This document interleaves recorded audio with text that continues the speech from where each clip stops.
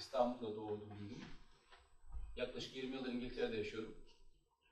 İstanbul Üniversitesi Siyasal Bilgiler mezunuyum, işletme bölümü mezunuyum. 1996 yılında İngiltere'ye gittim. Gittiğim dönemden itibaren uluslararası ilişkiler okudum, Rusya çalışmaları okudum. Daha sonra bugün bu sohbetin konusu olan bu kitap, yani bu kitapta bir teze dayanıyor. Bu tezi yine Londra Üniversitesi'nde, üniversitenin farklı bölümlerinde, farklı okullarında Rusya üzerine çalışan, Avrasya üzerine çalışan, Orta Doğu üzerine çalışan farklı bölümlerde akademik hayatın farklı aşamalarını geçirerek bu teze geldi. Bu tezde 2012 yılında tamamlandı. Yaklaşık 9 yıllık bir çalışmanın ürünü bir kitap. 2014 yılında İngiltere ve Amerika'da İngilizce olarak yayınlandı. Eylül ayında da Türkiye'de Bilgi Üniversitesi yayınlarından 2014'te de Türkiye'de Bilgi Üniversitesi yayınlarından Türkiye'de Çerkes Diasporası Siyasi Tarih olarak çıktı. Şimdi bugün bu bölüm tabii özel bölüm. Ben bu kitapla alakalı başka yerlerde de konuşuyorum. Bu bölüm özel bölüm. Neden özel bölüm? Çünkü Türkiye'de Kafkasya ve Çerkesya dışında, yani tarihi Çerkes toprakları dışında Çerkes dili, edebiyatı, kültürünün, dil biliminin konuşulduğu, çalışıldığı başka bir yer yok. O anlamda burası Düzce Üniversitesi bu anlamda öncü bir rol üstleniyor. Bu Düzce Üniversitesi'nin Düzce'nin onurudur. Hem akademik anlamda hem toplumsal anlamda onurudur. Bu nedenle ve burası ilk mezunlarını yetiştiriyor. Yüksek lisans öğrencileri var. Yanlış bilmiyorsam bir hatalı orada. İlk mezunları da verilmek üzere. Bu bölüm mezunları tabii bundan sonraki, eğer devam isterlerse, bundan sonraki akademik hayatlarında Çerkes dili, Çerkes kültürü, Çerkes edebiyat ürünlerini analiz edecekler. Bu konuda üretimler yapacaklar. Sadece Çerkes dili edebiyatı değil tabii, Kafkasya edebiyatı. Onun üzerinden tüm genel anlamda dünya literatürleri, edebiyatlarına kadar uzanan çok geniş bir yelpaze içerisinde çalışmalar üretecek. Karşılaştırmalı edebiyat çalışmaları yapacaklar. Bu anlamda biraz da akademik hayatının başında olan, yani başına birkaç yıl içerisinde belki daha da ilerleyecek, belki akademik yol seçmek isteyen arkadaşlarımız olacak. Biraz da onlara da yol, yani kendi serüvenimin onlara da belki yansıyacak yanları olacaktır, ilginç yanları olacaktır diye çok formal bir, derin bir analizden ziyade, yani kendi tecrübelerimi, bu kitabın ortaya çıkışını, bir doktora tezinin böyle bir konuda, yani daha önce çok yaygın olmayan bir konuda, çok bilinen, üzerine çok çalışılmış bir konuda bir doktora tezi yazılma serüvenini biraz paylaşmak istiyorum eğer siz de bugün görseniz. Bunlar yani soru cevap kısmında da olabilir. İsteyenlere sorularını sorabilirler. Aranızda tez yazma aşamasında olanlar olacaktır. Bu konularda kendi tecrübelerimi de paylaşabilirim. Ama tabii kitabın içeriği hakkında, sistematiği hakkında konuşmak istiyorum. Nasıl oluştu, ne zaman yazıldı, nasıl yazıldı, içerdiği bilgiler. Bunlardan da bahsedeceğim. Ben bu kitabı yazarken, daha doğrusu bu tez çalışmasını yaparken aynı sizin bölümünüz gibi, yani bu bölüm gibi alanında ilk olması amacıyla yaptım bunu. Tabii ki benden önce Türkiye'de değilse de, daha doğrusu Türkiye'de de tabii ama bir tez olarak değil ama makale boyutunda bir iki çalışma vardı. Ya da Çerkes siyasi hayatının, kültürün, tarihinin farklı aşamalarını ele alan çalışmalar vardı. Onlardan da tabii çok ciddi anlamda yararlandım ama bu kitabın temel amacı, böyle bazen dergilerde görürsünüz işte, Türkiye siyasetinde kim kimdir, bir kişiden bahseder ya da sosyetede İstanbul kim kimdir, böyle bir şeyler var, bir format vardır. Size basit, öz, ana hatlarıyla aktörleri anlatır, fikirleri anlatır, konseptleri anlatır. Bu kitabın ortaya çıkışı da, yani amacı da bu. Türkiye'de, bilmiyorum kitap okuyanlarınız var ama bir şey var, bir ana amaç kısmı. Orada şundan bahseder. Türkiye'de bildiğimiz anlamda, özellikle siyaset bilimcilerin daha yakın olduğu tabirlerle, siyaset bilimi açısından çerçevesi çizilebilir, aktörleri anlaşılabilir, tarihsel kronolojisi anlaşılabilir bir Çerkes diaspora siyaseti var mı yok mu sorusuyla başlayan bir serüvendir bu kitap. Başlarken ben de bilmiyorum. Öngörülerim vardı ama tabii bir çalışma ete kemiğe bürünmediği için sonucunu ben de bilmiyorum. Böyle bu serüvenle yola çıktım. Varıldığı noktada, kitabın da son bölümünde vardır. Cevabım evet, vardır. Zaten kitap içerisinde bunu analiz etmeye çalıştım. 1864 Yani onu eğer kısaca milat kabul edersek, tabii Türkiye'de Çerkeslerin Türkiye'de bulunma tarihi 1864'te başlamıyor. Biraz öncesi de var, biraz sonrası da var ama sembolik tarih olarak o tarihi alırsak, bundan yaklaşık 20 yıl sonra başlayan bir Osmanlı Devleti'nin de kendi içindeki dönüşümü, toplumsal dönüşüm, kitleselleşme, kimliklerin ifade edilme biçimi, bunların değişmesiyle beraber bir serüvenden başlıyor. Yaklaşık 100 yıldan fazla bir serüvendir bu. Sadece Çerkeslerin değil, tüm Türkiye'de yaşayan bugün tüm etnik grupların, tüm değilse de birçok etnik grubun diye, tamamı için söylemek belki olur ama bir boyutuyla yaşadığı ama bu kadar kapsamlı olarak çok az sayıda toplumun yaşadığı bir süreçtir bu. Çünkü Türkiye'de kimliklerin siyasileşmesi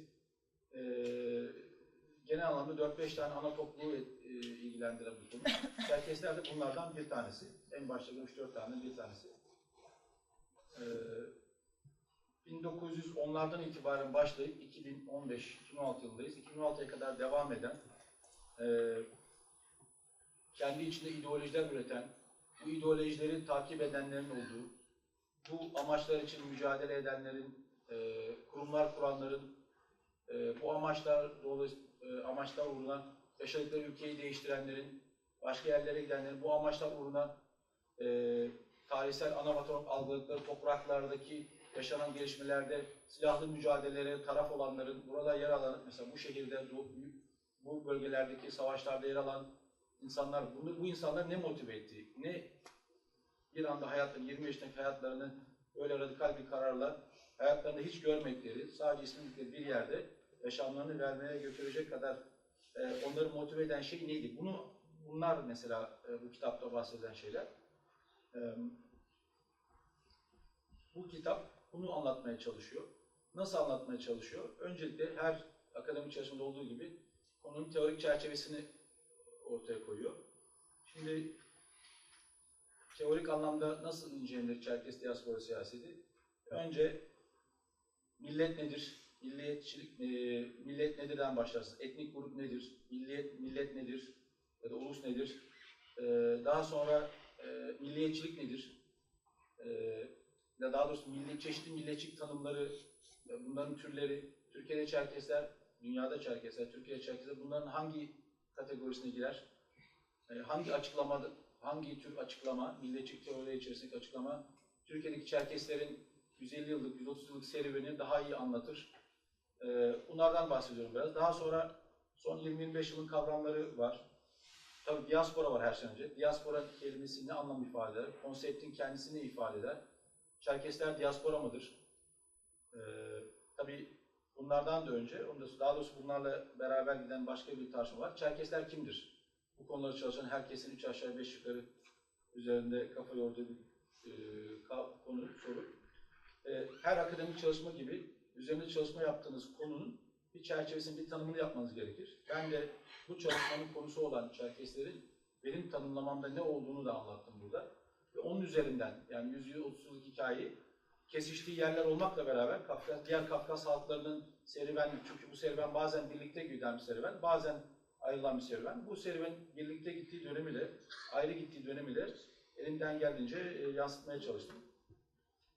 Daha sonra kısaca Çerkeslerin dil, din, toplumsal yapı, bunlardan bahsederek yine her akademik çalışmada olduğu gibi bir üzerine çalışan objenin niteliklerini biraz anlatmak gerekiyor. Çünkü siyasi tarih dediğiniz şey bu özellikle, toplumların bu özelliklerinin kopuk değil. Bunları da biraz anlattık. Dini yapı, dini altyapı, sadece Türkiye değil başka yerlerde. Dil, kültür yapısı, sonra ikili yaşayan ülkelerle olan ilişkiler, hukuk, dönüşümler, bunlardan biraz bahsedildi. Ondan sonra az önce bahsettiğim gibi 1864'ten itibaren Türkiye'de kitlesel olarak Çerkeslerin var olmaya başlamalarıyla Osmanlı ve Türkiye'nin geçirdiği süreçlerde Çerkeslerin nasıl etkilendiği, bu anlamda hangi yapıları kurdukları, hangi örgütlenmeleri yaptıkları, daha sonra özellikle İmparatorluktan Cumhuriyet'e geçiş döneminde içinde bulunduğumuz şehri de yakını ilgilendiren bir kısmı Çerkeslerin kendi arasında bir kısmı olmasına rağmen Türkiye'nin tamamını kaderi etkileyen gelişmeler var. Hepimizin ismini duyduğu Çerkes Ethem vakası, Anzavur Ahmet, tırnak içinde literatüre Adapazarı Düzce isyanları diye geçen Ahmet Anzor olayı vakasıyla geçen, işte Çerkez'den vakasıyla geçen bu tip olaylar var. Bunlar çok aydınlığa kavuşmuş, çok derinlemesine incelenmiş şeyler. Bunları elinden geldiğince inceleme ve bunların da bir vaka analizden ziyade siyasi tarihe, diaspora tarihine, kurumsal kültüre nasıl yansıdığını, bir kimliğe nasıl sirayet ettiğini anlamaya çalıştım. Ortaya koymaya çalıştım. Ondan sonra modern Türkiye'nin kurulmasından itibaren yaşanan süreçler ve bu süreçlerde de aslında modern Türkiye'nin kurulmasıyla beraber özellikle 1940'lardan 50'lerden itibaren Türkiye'de Çerkes diasporası siyasi tarihi dediğimiz şeyin de modern anlamda, modern bir diaspora siyasetinin kuruluşunun başlamasıdır. O modernlik evresinin başlamasıdır. Orada da ana konumuz olan ideolojiler, örgütlenmeler, kurumsal yapılar var. Bunların analizi var. Eminim bu seçkin dinleyici topluluğu içerisinde dernekçilik kültüründen gelen, derneklerde emek sarf etmiş, aktif çalışmış insanlar da vardır. Biraz tereciye tere satmak gibi olacak ama insan bazen içinde bulunduğu yapıyı, insan bir şey içindeyken çok şey yapamayabilir, analiz edemeyebilir. Ben ilk gençlik döneminde dernekçilikle yaptığım için, ailemde de bu dernekçilik süreçlerinde yaşayan insanlar olduğu için birazcık içeriden, biraz da dışarıdan bakarak anlamaya çalıştım. Bu bizim dernekler diye bildiğimiz, Çerkeslerin dernekçilik diye adlandırdıkları kavramların biraz daha profesyonelce, akademik, sosyal bilimler açısından incelenmesi, o kurumsal sosyoloji, bunlar var. Ve bunların da ideolojik yansımaları. Neler var? Türkiye'de gerçi sunumda da ortaya umarım çıkacak ama biliyor musun? Tamam. Sunumda biraz daha net anlatmaya çalışacağım. İşte Birleşik Kafkasyacılık, dönüşçülük, tırnak içinde dönüşçülük, yani diasporada yaşayan Çerkeslerin, sadece Türkiye değil bu, dünyanın her yerinde yaşayan Çerkeslerin tarihsel ana vatandaşı olan Kafkasya'ya, Çerkesya'ya geri dönmesinin gerektiğine inanan bir ideolojik olarak dönüşçülük ya da kalışçılık ya da diasporizm denen başka bir düşünce biçimi, yani artık tarihsel ana vatana dönmek mümkün değil. Herkes bulunduğu ülkede kültürel olarak kimliğiyle ayakta kalması için mücadele etmeli. Oradaki demokrasiye katılmalı diyen başka bir ideolojik görüş. İslami ya da dini hassasiyetli, dini hassasiyet genel bir tanım ama Çerkez özelinde İslami hassasiyet belki söylenir. Çerkez özelinde İslami hareket denebilecek bir hareket yok ama İslami hassasiyetli yapılar var. Bunlardan biraz bahsettim. Hatta çok kısa olmasına rağmen genelde üzerine konuşulmadığı için sadece belirtmiştim. Türk milliyetçiliği içerisinde Çerkes olarak var olmanın biçimleri üzerine biraz şeyler söylemeye çalıştım. Ardından da Türkiye'de Çerkes diaspora siyaset aktörlerinin, yani spesifik olarak isimleriyle, cisimleriyle, kurumlarıyla, bunların birazcık kurumsal antropoloji gibi bu kurumlar ne zaman kurulmuştur, hangi ideolojik dönüşümlerden geçmiştir, personel anlamda, yani belli başlı isimler varsa öne çıkan ve özellikle de yazıya dökülmüş, bana bir materyal olarak kullanabileceğim malzemeler varsa o insanlardan da bahsederek işte 70 askeri darbesi, askeri muhtırası 71, 80 darbesi, 90'lardaki Türkiye'ye dönüşümler, işte 2000'lerden sonra yaşanan dönüşümler, internetin aktif olması, bütün bu hepimizin son 40-50 yılda yaşadığı süreçlerde bu organizasyonlar ve bu ideolojiler nasıl dönüşümler geçirdi, bunlardan bahsettim. Bu kitapta sunulan bulguların tarihçileri, siyaset bilimcileri ve sosyologları ve bu toplantıda dil bilimcileri ve edebiyat araştırmacılarına katabiliriz belki. Bu konuda daha fazla araştırma yapmak için teşvik etmesi ve Çerkesler, Kuzey Kafkasyalılar, Müslüman diasporalar ve Türkiye'deki azınlık politikaları hakkında yapılacak araştırmalara katkı sağlamasıdır. Yani umuyorum bu kitap kendi türünde ilk olması hasebiyle bu sonuca ulaşır, sonuca yol açar ve çok yeni başlayan tartışmaları aktörlerin de katılımıyla, bu kitapta zikredilen kurumların da katılımıyla, aktörlerin katılımıyla ve aynı zamanda başka diğer araştırmacıların katılımıyla hep beraber ilerleme şansımız olur. Ben de bundan büyük keyif alırım. yanlış yapılan yerleri ya da burada bahsedilen betimlemelere, tanımlamalara, analizlere, itirazları olanları da tabii seve seve dinlemek isterim. Hatalı olan yerleri değiştirmeyi ben de düşünürüm. Kendimi sorgularım, anlatılarımı sorgularım. Umarım bu tartışmalar başlar. İlk 3 aylık gelişmeler, kitap çıktığından beri, Eylül'den beri çıkan gelişmeler biraz o yönde. Sağ olsunlar konunun muhatapları özel olarak ya da genelden bana ulaşıyorlar, tahsil ettikleri bilgiler var. Tartışmaya açtıkları yerler var. Eleştirilerimin ya da yorumlarımın haksız olduğunu söylediği yerler var. Bunlar güzel gelişmeler. Her düşünsel alan böyle şeylerle beslenir. Eleştiriyle ve tartışmayla beslenir. Umarım bu alanda bu şekilde böyle bir kapıyı da açmış olur. Türkiye'de ilk defa, yani Türkiye'de Çerkezlerle ilgili tezler var tabii ama ilk defa bir siyasi tarih denemesinin de kelimenin daha dar anlamıyla diyelim isterseniz. Türkiye'de Çerkez kelimesinin farklı kullanım şekilleri var. Zamana, yere, koşullara, kullanana göre farklı anlam ifade ediyor ama bu kitapta daha şey anlamıyla Adige, yani Kafkasya için konuşalım, kendini Adige olarak tanımlayan, Türkiye'de Adige olarak tanımlayan ya da Adigelerle sosyalleşen ya Kafkas halkını ya da bu siyasetin içinde yer alan, kendisi Adige olmamasına rağmen bu siyasi yapının içinde yer alan aktörlerin kurduğu bir yapı. Yani Adige odaklı diyelim isterseniz bir yapı. Bu da bildiğim kadarıyla, benim görebildiğim kadarıyla Türkiye'deki tezleri taradım tabii. İlk çalışmadır. Türkiye'de genelde kullanıldığı zaman Kuzey Kafkas halklarına yapar. Veya kelime-i Çerkez okulu şemsiye kimlik olarak tüm herkesi kapsayacak şekilde bazen açıklama yapılmaz, kim olduğundan bahsedilmez. Ama bu çalışma çok spesifik olarak dar bir çerçeve alınmış olarak geniş yapıdan bahsetse bile özellikle daralarak bir Huni'nin daralması gibi özellikle son yıllarda, son 20-30 yılda daha Adige odaklı, daha Çerkez odaklı bir tez. Dediğim gibi başlangıçta Çerkesler kimdir, Çerkesya diye bahsedilen coğrafi, zaman zaman siyasi yapılar nedir? Bunlardan biraz bahsettim. Ondan sonra Osmanlı ve erken Cumhuriyet döneminde göçmenlikten diasporaya dönüşüm dediğimiz şey. Bundan biraz bahsettim. Türkiye'de çok diaspora kelimesi, genel anlamda konuşuyorum, bir şeye bağlanır. Diaspora, yani siz diaspora kelimesinin önüne ve arkasına bir şey eklemezseniz Türkiye'de diaspora deyince Ermeniler akla gelir. Tabii bu da tarihsel problemlerden dolayı kelimenin tartışılmasını, ne anlam ifade ettiğini genel anlamda konuşulması biraz sıkıntılı hale getiren bir şey. Ama ben burada da diasporanın genel dünya literatüründe ne anlama geldiğini, bu anlamda bu yanlış anlama, yani diasporayı genellikle içinde yaşadığı topluma entegre olmayan, dışında kalmaya çalışan bir kitle olarak algılayan bir algılama biçimi var Türkiye'de. Öyle algılanıyor. Diasporayı böyle bir türlü birleşmeyen, entegre. Ben bunun dünyada böyle değil tabii. Teorik çalışmalar böyle değil. Tam tersine diaspora, yaşadığı ülkeye entegre oldukça diaspora olursunuz. Yaşadığınız ülke, yani parmak ucuyla dolaştığınız bir ülkede diaspora olamazsınız.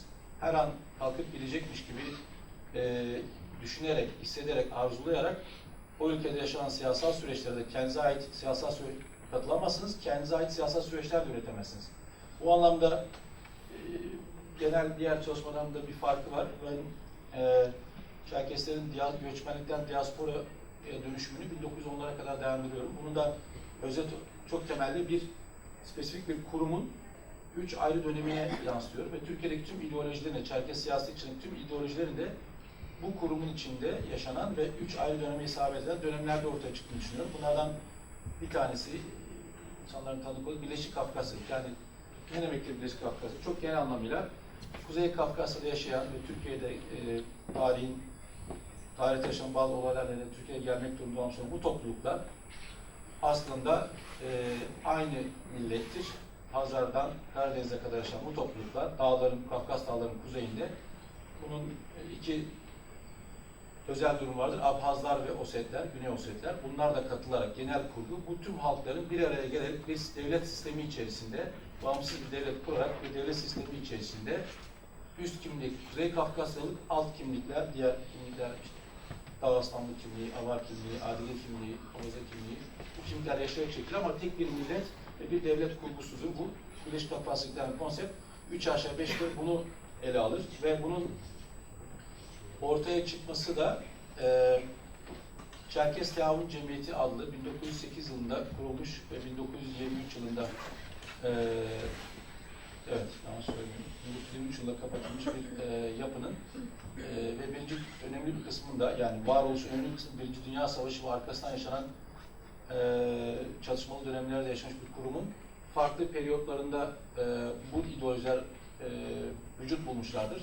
Birleşik Kafkasyacılık daha çok 1913'te Türkiye'de İttihat Terakki'nin darbeyle hükümeti ele geçirmesi ve arkasından Birinci Dünya Savaşı'nın ortaya çıkması ve ardından Osmanlı'nın bulunduğu tüm coğrafyalarda orada Osmanlı'nın ayakta kalması, devlet çıkarları için yapılması gereken hamlelerden sadece bir tanesi olarak Kafkasya'nın kuzeyinde, güneyi içinde bir strateji vardır. Güneyinde de Gürcistan ve Azerbaycan kurulmuştur.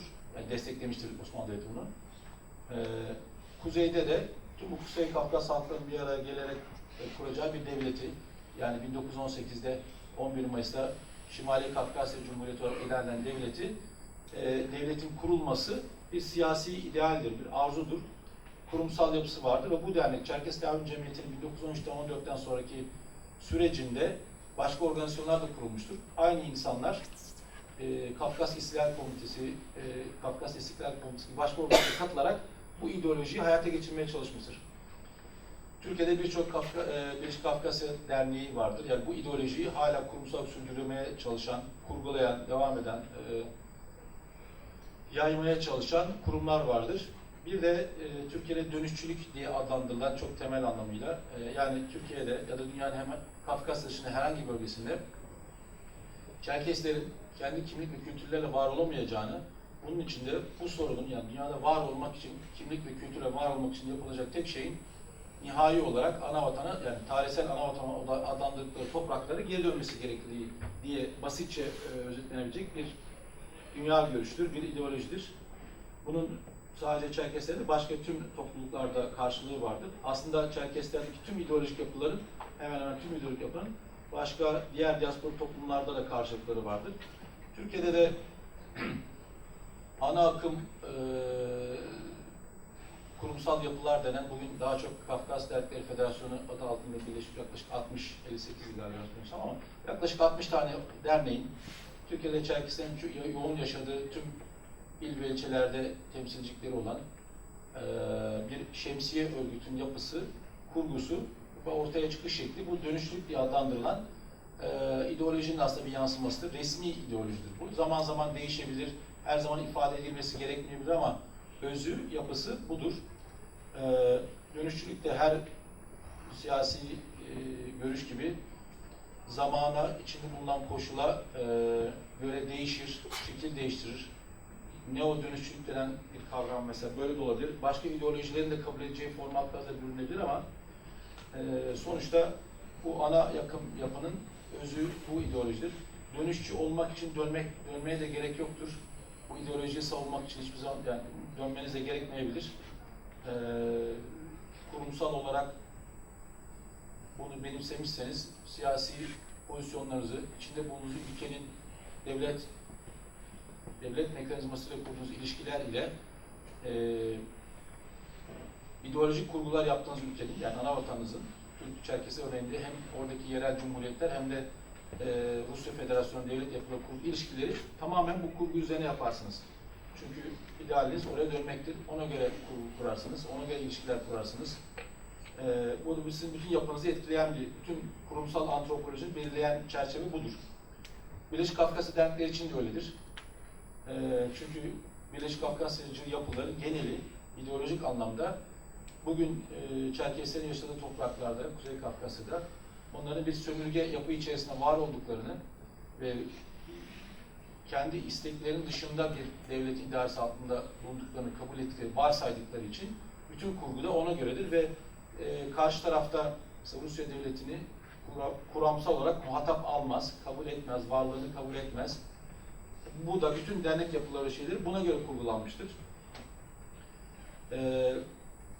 Ana eksen bu Türkiye'deki siyasi ideolojilerin en temel iki ekseni budur ve bunların ardından çok güçlü olmayan, aslında dünyada son 40-50 yılda gittikçe güçlenen o İslami hareketler, İslam'ın etnik kimlikler üzerindeki etkisi, bunu üç aşağı beş hepimiz biliyoruz, Orta Doğu'da yaşıyoruz sonuçta bunların sirayet ettiği alanları görüyoruz, hepimiz yaşıyoruz.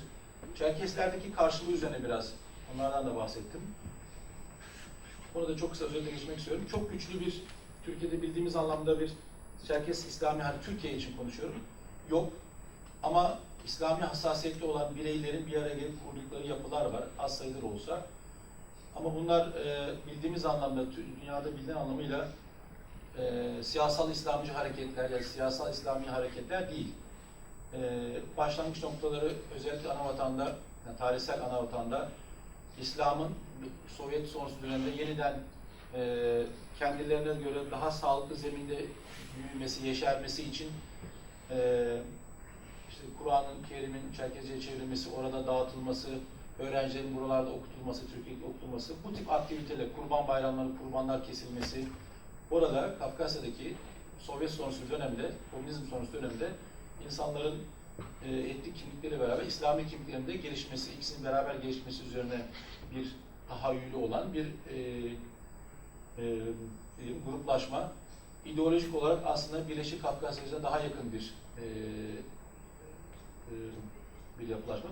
Ben kendi kitabımda bunu Kafkas Vakfı üzerinden anlattım. Yani bu süreci, bu düşünce yapısında olan insanları, argümanı spesifik bir örgüt üzerinden analiz etmeye çalıştım. Onun ortaya çıkışı, yükselişi, lider konuma gelmesi, siyasi alanda lider konuma gelmesi ve tekrar geri çekilmesi, entelektüel pozisyon alması vesaire, bunları biraz anlattım.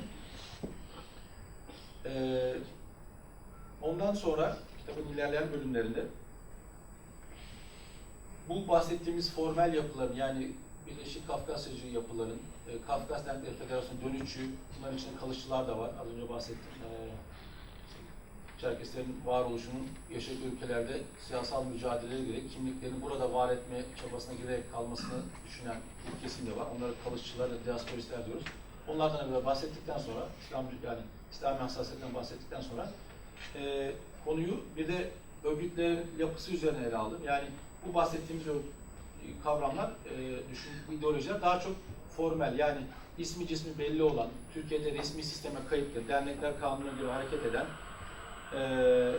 derneklerde vücut bulan ideolojiler. Bir de bunların dışında özellikle son 15-20 yılda internet ortaya çıkmasıyla beraber sanal alemde özellikle ortaya çıkan, internetin imkanlarını kullanan, Facebook, WhatsApp bu gibi sosyal medya alanlarını kullanarak ortaya çıkan, örgütlenen, eylem yapan, sokak eylemi yapan, tüm dünyada mobilize olabilen yapılar var. Onlardan bahsettim. Onların da ideolojik yapılarından bahsettim. Bunların bir kısmı bu konvansiyonel, anlattığım şeylerle çok örtüşüyor.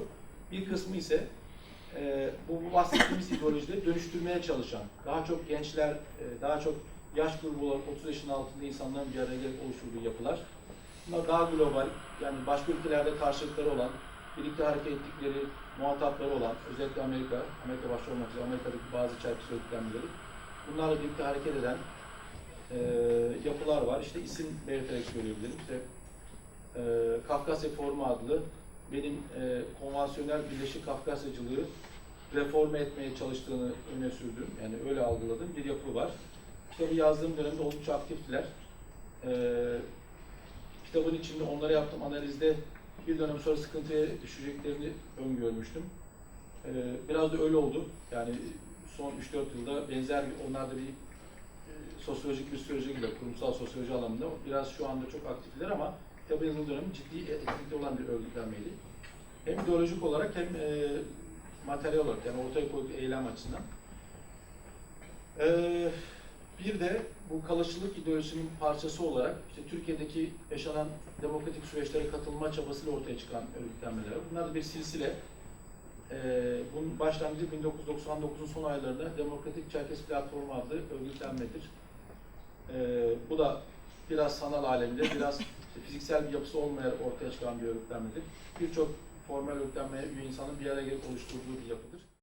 Yani kitlesel siyasete, mitingler yaparak taleplerini hem merkez medya hem Türkiye devletine iletmek isteyen bir yapı.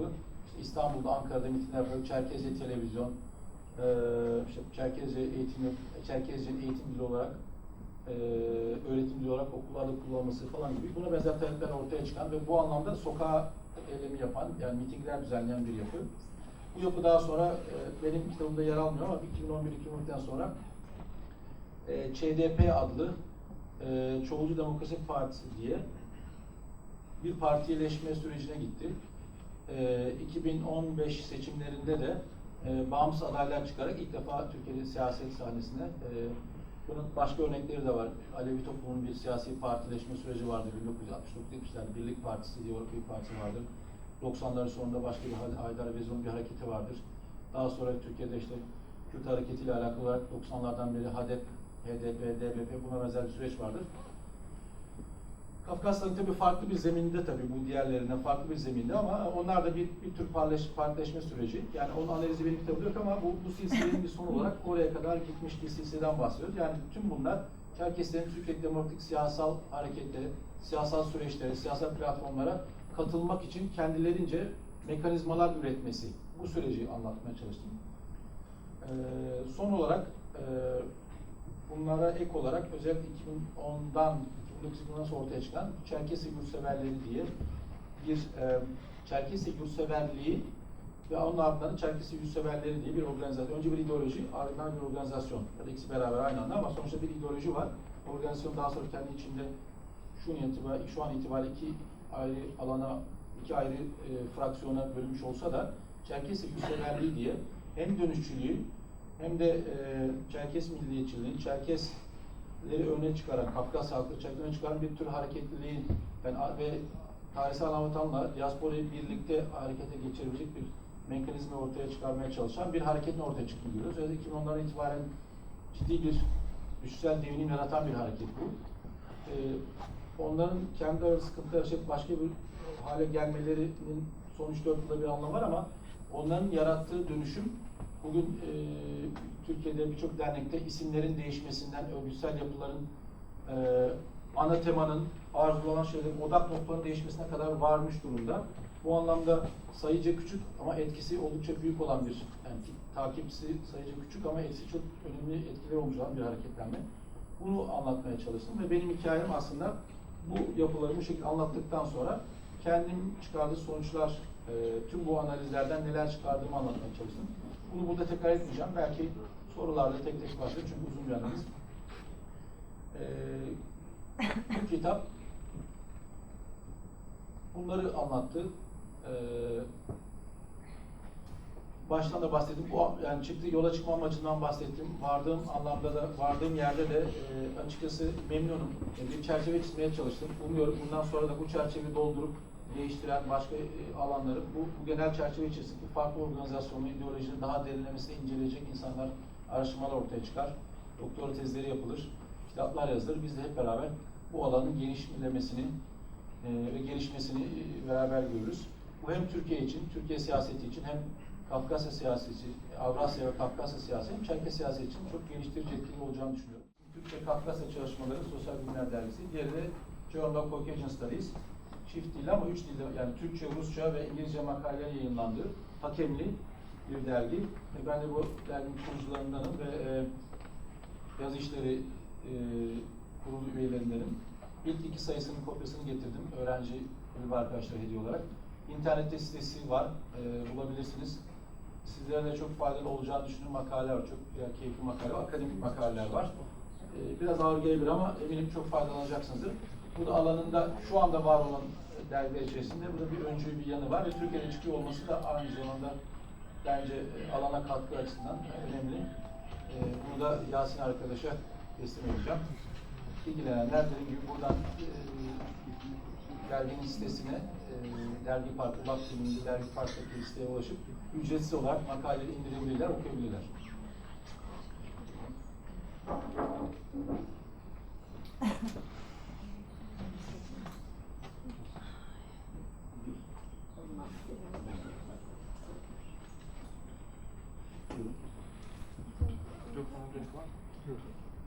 Yok, gerek yok. Mikrofon yok herhalde değil mi? Yok. Herkes duyuyor. Hocam çalışmanız için öncelikle teşekkür ediyorum bir Kafkasyalı olarak. Daha doğrusu yani Çerkez olmasam da çok kayda değer bir çalışma olduğu için yani ne bileyim dünyalı herhangi bir yer adına da teşekkür etmek gerekiyor sanırım. Daha kitabı alıp baştan sona okuyamadım ama şunu sormak istiyorum. Kitabın başında, sunumun başında çerçeveyi çizmek adına Türkiye'deki Çerkezleri işte tanımlamalardan bahsettiniz. Türkiye'deki Çerkez hayatı var mı yok mu bunu tartışmak için bu çalışmayı ele aldım ve sonunda Türkiye'deki Çerkez hayatının var olduğuna kanaat getirdim. Çerkez diaspora siyaseti Evet. kavramı bağlı. Şunu sormak istiyorum. Çerkezlerin işte Türkiye'deki herkes farkında olabilir, olmayabilir ama hiç mesela benim babam ne kadar bizler biraz daha içinde olsak da kendini siyasal aktör olarak en azından oy veren bir birey olarak Çerkez olarak öncelikle tanımlamaz. Bunun farkında değil. Ama farkında olan çok insan var ki bu kadar çok yapı var, çalışma var. İnsanlar peşinden koşturuyor. Sorum şu olacak. Türkiye'de Çerkez olmayan toplumun, kamuoyunun, Çerkez siyasal hayatının ne kadar farkında, bunlardan ne kadar haberdar ve bunlarla çatışan ya da paralel olan fiili çalışmaların farkındalar mı? Teşekkür ederim. Ben teşekkür ederim. Şöyle bir örnek vereyim isterseniz. Ben İstanbul'da yaşadığım dönemde İstanbul'da en temel Abhaz organizasyonu Kafkas Abhazya Derneği'nin tam karşısında bir yerde oturuyorum. Üsküdar'ın Selimiye semtinde. Orada oturuyordum daha doğrusu. 1992 yılında Abhazya Savaşı çıktı. Bu dernek 1980'den beri orada var. Yani bir 6-7 senedir oradaydı. İnsanlar gelir giderdi, şey yapardı ama Selimiyelilerin burada ne olduğuna dair hiçbir bilgileri yoktu. Yaşadıkları yerde insan hiç ne Abhazları tanırlar, ne oraya gidenler var, ne Abhazlar Selimiye'yle bilgileri var, ne onların da Selimiye halkının onlarla bilgisi vardı. 92-93 yılında yaşı müsait olanlar belki bilirler.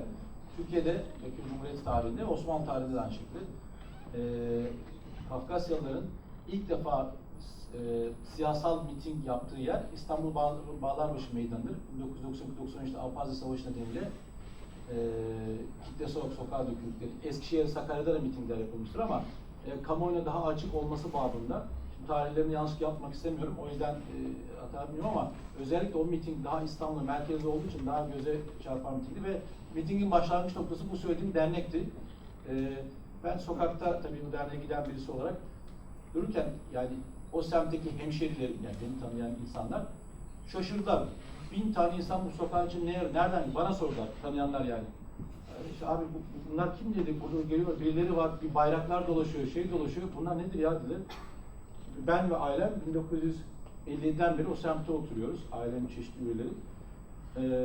Ama ne benim ailem, yani tanınmamıza rağmen, Çerkez olarak tanınmamıza rağmen ne o toplum ne onlar, bunun bir siyasal şeyi olabileceğini, bu kimliğin siyasal bir yansıması olabileceğini, birilerinin o kimlik üzerine sokağa dökülebileceğini bilmiyordu. Yani oradaki Abhazlar ya da oraya gelen Çerkezler de bilmiyordu. O semtin ortalama bir Türkiye vatandaşı da bilmiyordu. Ama 1990'lardan sonra internetin gelişmesi, Türkiye'de biliyorsunuz 89'da çok birçok kanal televizyon özel televizyon açılmasıyla beraber alternatif medya olanakları ortaya çıktı. Haber denen şey çok daha fazla üretilmeye başladı. Bu anlamda bu konular da haber üretilmeye başladı. 90-92'de Çeçenistan sonra ilk 90'larda başladı. Uçaklar kaçırıldı, savaşlar oldu. İşte biliyorsunuz 92'de Abhazya Savaşı oldu. 96'da bir feribot kaçırıldı. Yine yaşı o dönemi görenler bilirler. 2 gün canlı yayında Türkiye'de Çerkesler kimdir? Mesela orada 13 kişidir. 13 kişinin yaklaşık 9-10 kişisi bu şehirdendir. Bu şehirde doğup büyümüş. Yani Türkiye Cumhuriyeti vatandaşı olup bu bildiğiniz köylerde yaşayıp büyüyen ve birdenbire 20'li yaşlarında başka bir yere, hayatlarını hiç görmedikleri, sadece adını duydukları, ataların 100 yıl önce geldiği bir yere savaşmak için gitmişler. Türkiye ve Rusya gibi iki köklü devletin arasında diplomatik kriz oluşturacak şekilde bir feribotu kaçırarak bir siyasal eylem ortaya koymuş bir şeyden bahsediyoruz. Türkiye devleti buna şaşırdı, Rusya da tabii şaşırdı, Çerkezlerin kendisi de şaşırdı. Kimsenin ne olduğunu anlayamadı bir anda. Herkes için yeni bir şey. Ama benim bu kitapta anlattığım şey aslında şu, hiçbir şey bir anda olmaz. Yani eğer düşünsel kökü bir şeyin, bir ideolojinin düşünsel kökü yoksa bir sabah kalkıp biz bir gemi kaçıralım, Rusya'yı harekete geçirelim, oy verirken A'ya değil de B'ye verelim, böyle şeyleri yapmak. Bunun bir düşünsel kökeni olması lazım. Türkiye'de de benim kitapta anlatmaya çalıştığım şey bu. 1880'lerden itibaren ilk çabalar, ilk örgütlenme çabaları, mesela 1899'da ilk defa Kahire'de bir Çerkez örgütlenmesi kurup 2 sayı çıkardıkları bir dergi var. Ta o zamandan beri kimlik, milliyet kaygısı, bunlardan bahseden bir yapı var. Bunlar yıllar içerisinde insanları sirayet ede jenerasyonlar birbirlerine aktara ne kadar sıkıntılar yaşansa da aktara birilerine ulaşıyor ve bu bazen bunu bilenlerin sayısı 300'e düşüyor, bazen 500 bine ulaşıyor, bazen 200 bine, ama sonuçta devam eden bir silsile var. İmkan doğduğunda da, yani mesela internet, özgürleşme, demokratikleşme, bu şeyler gerçekleştiğinde de eskiye dair kayıtların hepsi çok kısa zaman içerisinde yeniden üretilebiliyor ve bu yeniden üretilme bir anda kitleleri mobilize edebiliyor ve Çerkeslerin kendine ait medya olanaklarının dışında siz Türkiye'de, onu söyledim, Türkiye'de özel kanalların açılmasıyla beraber, hatta yerel kanalların açılmasıyla beraber buranın Öncü TV'de bir televizyonu var değil mi? Mesela Çerkes Taşköprü'de bir şey oluyor, gidiyorlar orada yayın yapıyorlar. Bu ne yapıyor? Bu normalleştiriyor artık. Herkes gibi bu Düzce'de Çerkesler de var. Düğünlerinde şunu yapıyorlar. Atıyorum Kafkasya'da bir sorun olur, bunu söylüyorlar. Herkesin kabul edeceği, anlayabileceği, doğal görebileceği bir şekilde Çerkesleri bu toplumun bir parçası olarak, ama bu toplumun devletin sınırları dışında da kaygıları olan bir toplum olarak hem devlet nezdinde hem bireyler, insanlar nezdinde yavaş yavaş kabul etmeye başlıyor. Bunu bir gerçeklik olarak, bunu ne övünülecek, ne yerilecek, ne kızacak, ne şey yapacak bir olay olarak görmeden bu bir gerçeklik. Bunun bir hayatta karşılığı var. Bunu kabul ederek bununla beraber yaşamanın, bunu zaman zaman kullanmanın, zaman zaman yani pozitif, zaman zaman negatif olarak kullanmanın hem devlet mekanizması hem de toplumlar, yani içinde yaşanılan toplum bunu uygulamaya çalışıyor. Nasıl uygulamaya çalışıyor? Daha önce kimliğini tanımadığı, reddettiği bir toplumun alfabelerini yasakladığı bir topluluk için Türkiye Dışişleri Bakanlığı'nda akraba topluluklar departmanı diyelim, orada bir departman vardı ve Çerkezler, Kafkas'ta bir masa vardı orada. Başında içinde Çerkezler çalışır. Şimdi mesela devlet bu toplulukları tanıyarak, anlayarak mesela Novorossiysk'te bir yani eski Anapa, şimdi Novorossiysk olan yerde konsolosluk açıyor Türkiye Cumhuriyeti ve genelde oraya Çerkes kökenli bir diplomatı göndermeye çalışıyor. Niye yapıyor bunu? Orada yaşayan Çerkeslerle hukuk kurarken aidiyet duygusunu her iki taraf içinde güçlendirmek açısından. Ya da mesela bunun diğer versiyonu da var. Rusya Federasyonu versiyonu da var. Rusya Dışişleri Bakanı Türkiye'ye geldiği zaman Türkiye devlet temsilcinin dışında sadece Çerkez ve Apaz diasporasının temsilcisi olarak kendilerini kabul ettiği organizasyonların yöneticileriyle görüşüyor. Bu ne demek? Bu iki tane köklü devletin Çerkesleri ve Apazları ya da Kafkaslıları genel olarak siyasal aktörler olarak kabul etmesi demek. Bu da özellikle son 20-25 yılda oluşmuş bir şey. Ama kökleri, zihinsel kökleri, tarihsel kökleri 100 yıl önceye gidiyor. Yani bilmiyorum sizin sorduğunuz soruya bu karşılık oldu ama yani bu işin oluşumu, toplum bunu kabul etmesi, bu süreç biraz böyle açıklanabilir herhalde. Ben teşekkür ederim. Buyurun. Türkiye'deki derneklerin veya yapılanmanın, siyasal yapılanın Kafkasya etkisi ne oluyor acaba sizce? Şöyle, bazılarının hiç örgütsel, yani kurumsal bağı yok. O yüzden birbirlerinden oldukça uzaklar. Yani biri daha çok Türkiye, mesela özellikle daha spesifik gidersek, işte Birleşik Kafkasyacı düşünce tamamen değilse de önemli oranda Kafkasya'dan, özellikle son birkaç yıl için konuşuyorum, gelişmelerden uzak. Aslında 90'ların başında bu ideolojinin zafer kazandığını düşündüğü dönemde, yani Sovyetler Birliği yıkıldığı, oradaki halkın ortaya çıktığı, Abhazların bağımsızlık savaşı, Çeçenistan'ın bağımsızlık savaşı, tüm bunlar yaşanırken herkesin Birleşik Kafkasya idealinin, düşüncesinin ideolojik alanda mücadele kazandığı dönemde 3 yıl içerisinde, yani 1996-97'de gelininde özellikle Çeçenistan'da yaşanan yıkım, savaştan sonra Rus ordusunun yaşattığı yıkım ciddi anlamda bu ideolojiye zarar verdi. Oradaki insanlar da bu yıkımın tekrar bunun ciddi bir macera olduğunu ve bu macera girmenin bir bedeli olduğunu pratikte yaşadığı için ciddi anlamda bir gerileme oldu bu ideolojide. Bu anlamda Birleşik Kafkasya, o dönem var tabii kurumsal bağlar ama ya da düşünsel bağlar. Artık ciddi anlamda o bölgeden kopuk durumda aslında Birleşik Kafkasya düşünce dünyası.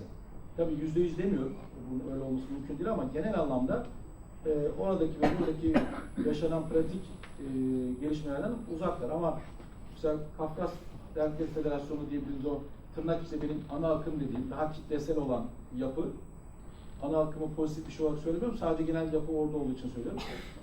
Resmi olarak da mesela KBD, yani Rusya Federasyonu resmi olarak tanıdığı bir kurumun Türkiye temsilcisi ya da Türkiye'den katılımcısı gibiler. Yani Rusya Devleti, Dünya Çerkez Birliği denen organizasyonun, yani bu organizasyon ne yapar, ne yapmaz onları bir tarafa bırakarak söylüyorum. Onu resmi muhatap kabul ediyor. Kafkas Dernekleri Federasyonu bu muhatabı Türkiye ayağı, yani buradan öğrenci gönderiyor oraya. İşte vize işlerinde katkıları oluyor. Ya da mesela bunun bir Apazlar için olan versiyonu var. Apaz Danışma Komitesi var, Türkiye temsilcisi var. Bu insanlar mesela Abhazya Devleti'nin vatandaşlık politikalarını Türkiye'de uygulayan kurumlar. Yani kimin Abhaz olduğunu, Türkiye'de yaşayan kimin Abhaz olduğunu ve kimin Abhazya Devleti pasaportu alabileceğine karar verme yetkisi. Yani bu ne demek? Bu artık kimliğin resmileşmesi demek ve bunun için de Türkiye ile Kafkas arası ilişkinin yaşanması gerekiyor. Bu tip kurumlar son derece iç içeler. Yani oradaki kurumlarla birebir ilişkiler var. Yani bu kurumlar bazılarının var, bazılarının yok. Mesela Çerkes Yurtseverliği dediğimiz bu enformal yapılar için de geçerli. Kafkasya Forum denen yapının Kafkasya'da hemen hemen hiçbir bağlantısı yoktu. Neredeyse bir kişi bile yoktu. Aralarında Çerkez'i bilen de yoktu. Hatta Rusça bilen de yoktu. İlginç bir şekilde. Türkiye'de ve dışarıda çok güçlü olmana rağmen orada hemen hemen hiçbir bağı yoktu. Mutlaka bir iki kişi sempatizan vardır ama genel olarak kurumsal olarak yoktu.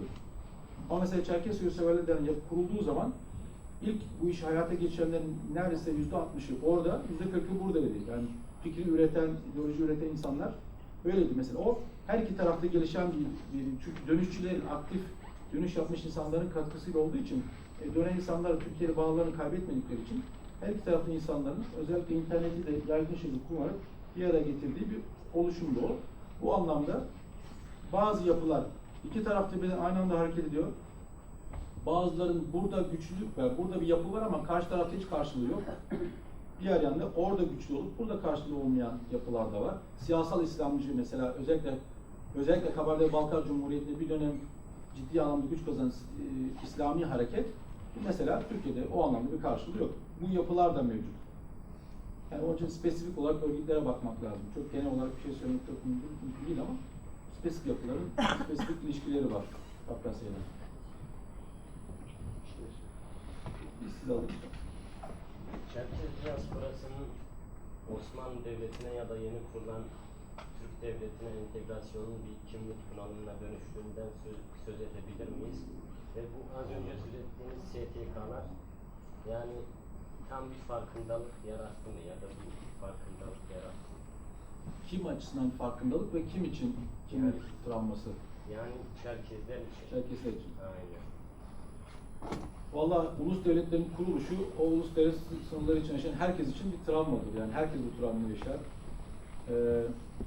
Türkiye devletinin, Türkiye nüfusunun ana yapısı %60, 65, 70 oranında Sünni, Türk kabul edersek ya, bu ulus devlet kurulması yani imparator ulus devlete geçiş onları da başlı başına etkilemiştir. Yani hepimiz yaşıyoruz, Türkiye'de yaşıyoruz. Son 20-30 yılın siyasal değişimlerin dönüşünü hepimiz yaşıyoruz. Onun için ayrıntıya girmeye gerek yok ama hepimizin bildiği, düşündüğüm için söylüyorum. Günlük hayatımızda yaşıyoruz bu yansımalarını. Sünni Türkler için de, yani Yozgatlı Sünni bir Türk için de büyük bir travmadır. Ulus devletleşme süreci. Atıyorum Düzceli bir Çerkez için de bir travmadır. Bazen aynı nedenlerle, bazen farklı nedenlerle. Çerkesler için ayrı boyutları var. Ona belki bakmak lazım.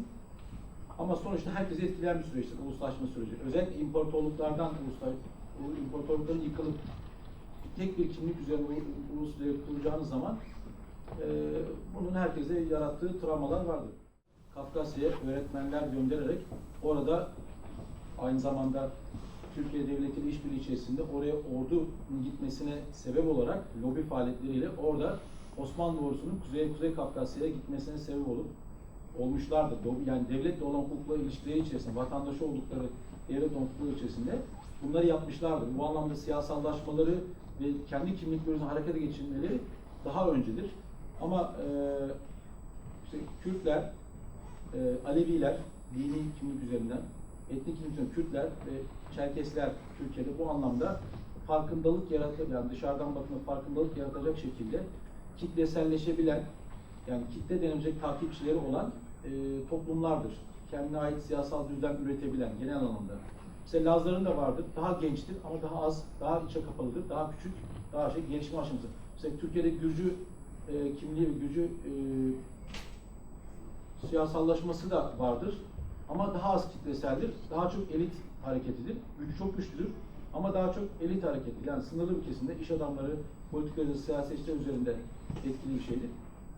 Mesela Türkiye'de Gürcü siyasallaşması 5000 kişiyi sokağa herhangi bir nedenle dökemez. Çünkü sosyolojik olarak öyle bir formatı yok. Bugün için yok.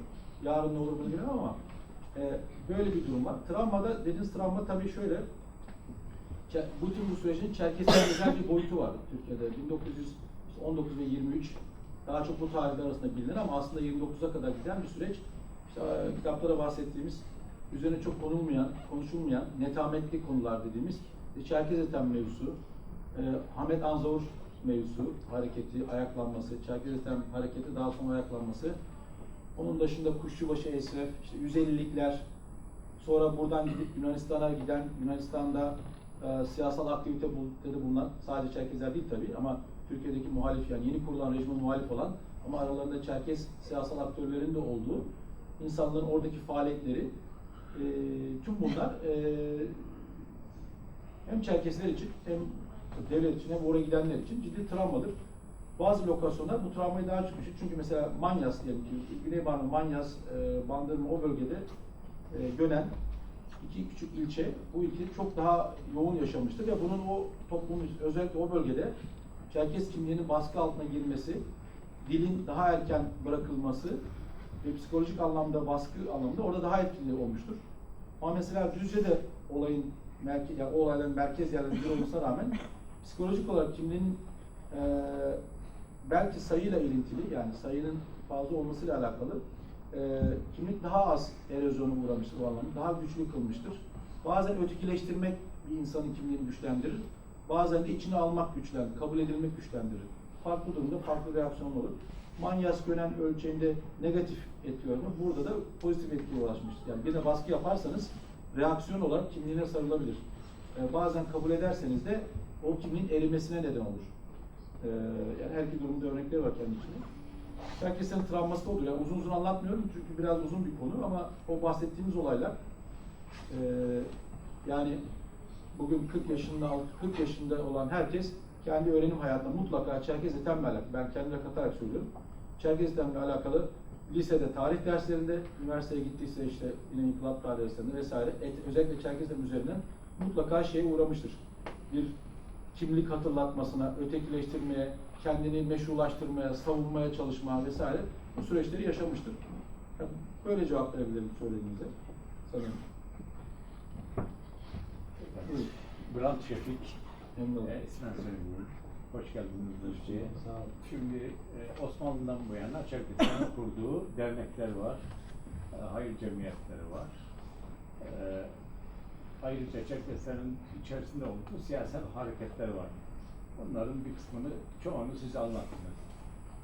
Bu çalışmalarınızda bu Çerkez organizasyonlarının ağırlık fikri Çerkezlerden mi kaynaklandı yoksa mesela devlet kaynaklı mı? Ağırlıkları mı? Kuruluşlardaki ağırlık, düşünce ağırlığı Çerkeslerden mi kaynaklandı yoksa devletin kurumların teşvikiyle mi oldu? Mesela örnekler, biraz önce söyledim, Düzce'den 7-8 kişi mesela 1914'lerde falan gittiler. Oralarda okullar açtılar, çalışmalar yaptılar. Sonra Atatürk, Rauf Orbay, Bıtma Mustafa'ları Kafkasya'ya gönderdi, ordular gitti. Ondan sonra bahsettiğiniz yakın dönemde gemi kaçırma olayı, mesela bu olayı Düzce'liler bilir yani ne olduğunu şey olarak. Şimdi bu kurulan dernekler içerisinde Çerkes düşüncesiyle kurulan dernekler, devlet destekli olan hareketler. Siz nasıl gördünüz? Yani çalışmalarda hissettiniz mi bunları mesela? Yani o zamanki siyasal şeye göre nasıl gördünüz? Çalışmalarda bir ayrıntı Şöyle, Mesela bunları biz Çerkesler olarak biz mi yapıyoruz yoksa birileri bizi teşvik ederek mi yapıyoruz? Veya bizim yaptıklarımız hangiler, teşvikte yapılanlar neler gibi. Ama şöyle önce bir Evet. şey belirteyim. Yani Çerkeslerin biz burada bu akşam tabii Çerkeslerden bahsediyoruz ama Evet. bulunduğumuz yerle ve bölümle alakalı olarak Evet. tarafı. Evet. Aslında bu anlattığımız şeyler siz Çerkes kelimesini çıkartın, yerine Çerkeslerin konumunda olan diğer diaspora toplumlarını, Ermenileri koyun, Evet. Avrupa'da Kürtleri koyun, Yahudileri koyun, kimi koyarsanız koyun. Yani bildiğiniz bu şekilde sosyolojisi bu şekilde dönüşmüş topluluklar var mesela. Onları koyun. 3 aşağı 5 yukarı bu anlattığıma benzer ideolojilerin birçoğu onlarda da vardır. Tecrübeleri 3 aşağı 5 yukarı aynıdır. Çünkü temelde şöyle bir ikilemdesiniz. Bir ülkede yaşıyorsunuz. O ülkedeki hakim dil, mesela dil, kültür den farklı bir diliniz ve kültürünüz var. Artı o ülkenin sınırlarının dışında bir referans aldığınız başka bir coğrafya var. Yani atalarınızın geldiğini düşündüğünüz, işte bu bir devlet olabilir, devlet olmayıp bir toprak parçası olabilir. Böyle bir yer var. Siz aslında bu iki yerin arasında kalmış bir topluluksunuz. Bir de bu şöyle de olabilir. Yani geldiğiniz yer bağımsız bir ülke olursa başka şeyler gelişir. Bağımsız bir ülke olmayıp başka bir ülkenin hakimiyetinde olursa Çerkesler üzerinde öyledir. Hatta öyle de değil. İşte Çerkesler üzerinde o da değildir tam. İkisinin ortasında bir yerdir. Yani Çerkeslerin kendine ait bazı cumhuriyetleri vardır. Bunlar farklı dönemde özelleşebilir. Yani inisiyatif aldığı dönemler vardır. Mesela yaşlı ve müsait onlar bilir. 90'ların yani 1990'ın sonuna kadar Rusya Federasyonu pasaportlarında etnik kimlikle yazardı ve her cumhuriyet o pasaportun en arka sayfasına kendi dilinde bir sayfası oluyor. Uluslararası pasaportlarda mesela bir Çerkesseniz o dönem 90'larda Çerkes olduğunuz için Rusya Federasyonu pasaportu alabiliyordunuz o cumhuriyetlerde. Artı pasaportun arka tarafında sizin etnik kimlik, 5. maddedir o. Kimliğinizi de Çerkes olarak yazar. Yani resmi olarak devlet sizin etnik kimliğinizi de tanır ve kendi dilinizde uluslararası pasaporta koyardı. Artı devlet kurumlarınız var. Çift dilli eğitimin yapıldığı, işte mesela parlamentolarda eskiden öyle Adigey parlamentosunda Adigey nüfusu Adigeylerin nüfusu Adigey Cumhuriyeti'nde %22, %23 iken parlamentoda eşitlik, parite denen bir sistem vardı. Yani nüfusları az olmasına rağmen Çerkez'e %50 milletvekilliği verilmiş, %50 Çerkezoğlu'nun halklara temsilcilik hakkı verilmiş. İşte devlet başkanının Çerkez'e konuşma zorunluluğu getirilmiş. Bu aslında yani bir Çerkez bir devlet başkanının seçilmesini sağlayacak bir mekanizma kurmuş. Bunlar ne demek? Bunlar kimliği resmileştiren şeyler. Yani kültürelin ötesine çıkartıp resmi adı bir pasaportta, bir uluslararası seyahat belgesinde sizin ananızdan babanızdan bildiğiniz bir köy hayatı olan kurguladığınız o kimliği oradan çıkartıp uluslararası ilişkiler sistemin içine katan, sistemin yerleştiren bir şeydi. Şimdi bunu niye anlattım? Bu mekanizmalar yaşandığı zaman yani bu mekanizma yaşandığı hiçbir devlet kendi içinde yaşayan, kendi içindeki bir grup vatandaşın giriştiği siyasal hareketlere, kendi sınırlarının dışında başka toplumlarla, başka devletlerle bağ kurmasına sessiz kalmaz. Türkiye'de de kalmaz, Almanya'da da kalmaz, Amerika'da da kalmaz. Ha, kalmaz da ne yapar? Kimisi gözlemler, en direkt yollarla müdahale bulur, yönlendirmeye çalışır. O ülkenin kültürüyle alakalı bir şey tabii. Siyasal yapısıyla, politik kültürüyle alakalı. Kimisi yönlendirmeye çalışır. Kimisi tamamen yasaklar. Onun yer altına inmesine sebep olur mesela. Ya Çerkez'i söylemiyorum. Başka örnekleri söylüyorum. Yani tüm diaspora için söylüyorum. Kimisi açığa çıkartıp yani her şeyin açıkta olmasını şey yapar ama onu yaparken dahi gözlemler. Hiçbir devlet kendi içinde, kendi çıkarları olarak düşündüğü şeylere, aykırı şeylere gelişmesine izin vermek istemez. Yani bu böyle, bu her yer için öyledir. Yani bunu o yöntemle yapar, bu yöntemle yapar, başka bir şey. Ama buradaki kilit konu devletin tavrı da önemli ama o toplumun kendi içinde, kendisi özel olan belli bir güce, sosyolojik anlamda belli bir güce ulaşmışsa o toplum hangi devlet türü olursa olsun, Amerika olsun, Almanya olsun, işte Fransa olsun, Türkiye farklı devlet mekanizma olduğu o devletin bu stratejilerle didişebilir, mücadele de edebilir, uyumlu hale de gelebilir, kendine göre tavır alabilir.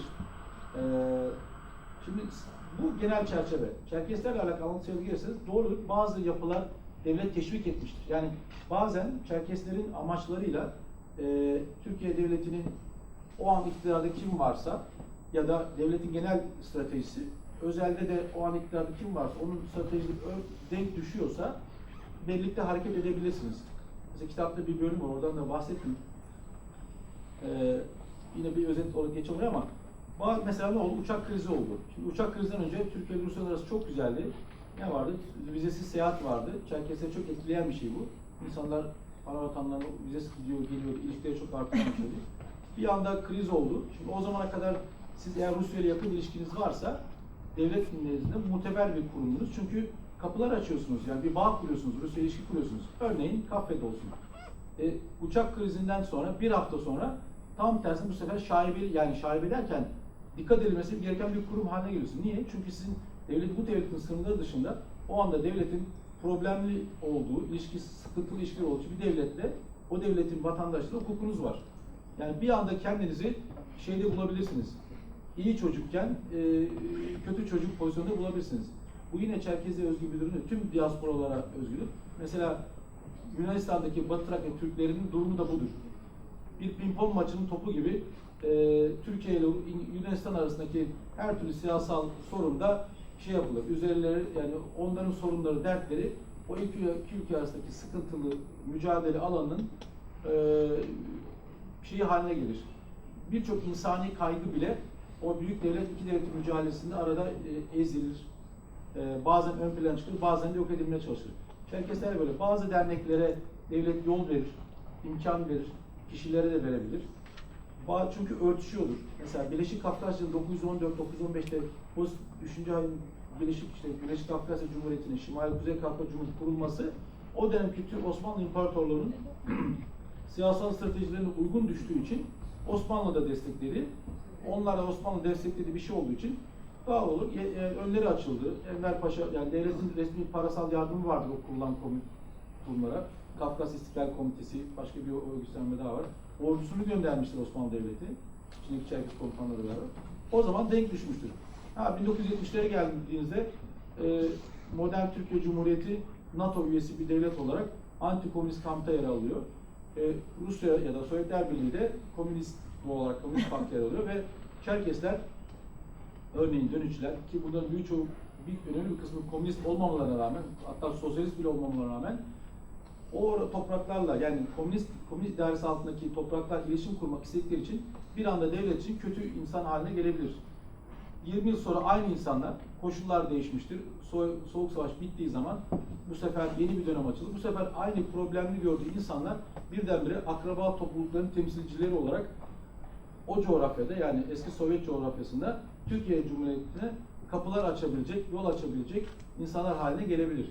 Yani buradaki anlatmaya çalıştığım şey konjonktür, içinde bulunduğu devletin stratejileri, o an kim iktidarısı onun politikalarıyla örtüşürse bu diasporik toplumlar desteklenebilir, yol açılabilir. Örtüşmezse önüne engel vurulabilir, set vurulabilir, kapatılabilir. Bu reaksiyonları, farklı zamanda bu reaksiyonları gösterir devletler. Çerkesler özel bir durumda değil, dediğim gibi her toplumda benzeri reaksiyonlar olur. Ben teşekkür ederim. Tarafta bir el vardı galiba ama buyurun. Öncelikle Çerkezlerin kitabınızı ve bilim öğrenci topluluğuna hoş geldiniz demek istiyorum. Ve kitabınızı edinme fırsatı bulamadım ama konferansa gelmeden önce kitabınızı incelerken 93. sayfada başlığınız çok dikkatimi çekti ve eğer Çerkez diasporasında siyasi politikayı konuşuyorsak Çerkez etemi atlamamamız gerekir. Ve ben sizin Çerkez etemi. Anladım. Evet, tamam. onu atlamamamız gerekiyor ve ben sizin araştırmalarınız sonucunda Çerkez etemi olan bakış açınızı ve Çerkez etemin siyasi politikasını merak ediyorum aslında. Teşekkür ederim. Ben teşekkür ederim, sağ olun. Önce bir bilgi vereyim, bu konuda çok ilintili. Benden daha genç bir akademisyen arkadaşım, Türkiye'de Osman Gazi Üniversitesi'nden Londra'da benim de doktor yaptığım bölümde, yani Doğu ve Şark Araştırmaları Okulu'nda bir doktora tezi 2 gün önce sonuçlandı bu konu üzerine. 1912-23 yılları arasında Doğu ve Güney Marmara'da yaşanan bu olayları anlatan, irdeleyen bir tez yazıldı. Ben de gayri resmi danışmanıydım, yazan arkadaşımdım. kendi araştırmalarımın çok daha ilerisinde. Çünkü Yunanistan'a gitti, Türkiye'de başka yerlerden benim hiç giremediğim, Türkiye'de emniyet arşivleri var, devlet arşivleri var. Oralara girip aldığım bilgilerle yazdığım bir doktora tezi var. Bu konuda ben de ondan çok faydalandım. Yani onun çıkardığı sonucu aslında 3 aşağı 5 yukarı kendi sonucum olarak da kabul edebilirim. Şimdi Çerkes Etem kişiliği üzerine konuşursak birkaç benim tespitim var. Çerkesler önce bir mikro bir tespit. Çerkeslerin kendi iç yapısıyla alakalı bir şey. Bunu daha çok Çerkeslerin anlayabileceği bir bilgi söyleyeceğim. Çerkes Etem olabilmesinin sebebi sosyolojik altyapısı onun Batı Çerkesi olması. Bunun tarihsel bir şeyi var. Yani bir Çerkes Etem'in Kayseri'den çıkması, Kayseri'de Doğu Çerkeslerin yaşadığı bir yer çıkması sosyolojik olarak imkansıza yakın bir şey. Kafkas'ın geldikleri andan itibaren farklı bir yapısı var. İşte feodalizmden çıkmış, toplu hareket etme biçimi daha farklı, liderleri daha kendi kişisel şeyleriyle öne çıkmış insanlar. Kolay kolay kimseyi aslında bilim sağlamı sürükleyemez. Yani aile bağları, feodal toplumsal sınıf konumu itibariyle kimsenin kimseyi sürükleyemediği ama bireysel becerileri öne çıkma arzularıyla insanları sürükleyebildiği bir topluluk yapısından bahsediyoruz. Son bir kısa soru soralım. Biz de burada bölüm olarak bir soru sorulmadı değil mi? Bütün gelişmesini bir zaten tabii ki böyle gelmiş olarak da soru sormanın gerçekten bilmiyorum ama ilk önce